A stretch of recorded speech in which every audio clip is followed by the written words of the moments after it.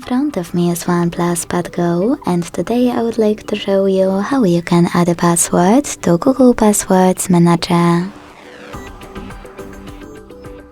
Begin by launching Settings and scrolling all the way down to access Google.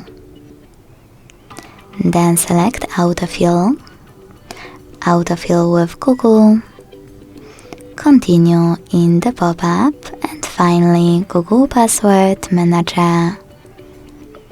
Now to add any password, select Add Password at the top and input all of those informations. At the top you can select any website or click on Select App and tap on the chosen one. Then enter your username, email or phone number, password, and even take some helpful notes. When you finished, hit Save at the top right corner. As you can see, after that my password was successfully added.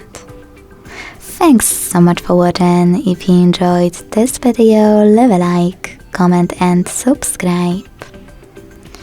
Bye!